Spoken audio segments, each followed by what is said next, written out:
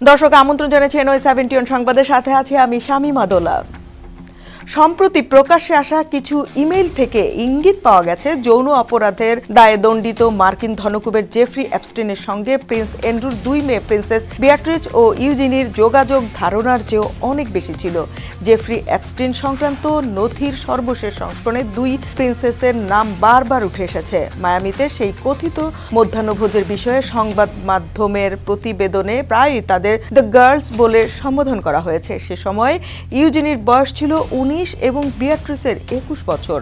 Epstein ও তার সহকারীর মধ্যে চালাচালি হওয়া একটি ইমেল থেকে জানা যায় তিনি সম্ভবত ইয়র্ক পরিবারের উড়োজাহাজ ভাড়ার টাকা পরিশোধ করেছিলেন, যেখানে সব টিকিটের মোট দাম দেখানো হয়েছিল $14,080। বিভিন্ন নথিপত্র থেকে জানা যায় বেশ কয়েকবার জেফ্রি অ্যাপস্টিন সাবেক প্রিন্স অ্যান্ড্রুর স্ত্রী সারা ফার্গুসনকে অনুরোধ করেছিলেন যেন তার কন্যারা অ্যাপস্টিনের ঘনিষ্ঠ লোকজনের সঙ্গে দেখা করেন। এমনকি একবার জনৈক এক ব্যক্তিকে নথিতে তার নাম গোপন করা হয়েছে। বাকিংহাম প্যালেসে ঘুরিয়ে দেখানোর জন্য তিনি দুই প্রিন্সেসের সাহায্য চেয়েছিলেন। একবার ফার্গুসন দুঃখ প্রকাশ করে অ্যাপস্টিনকে বলেন তার কন্যারা বাকিংহাম প্যালেসে নেই, তারা কোথায় আছেন সে ব্যাখ্যাও দেন তিনি।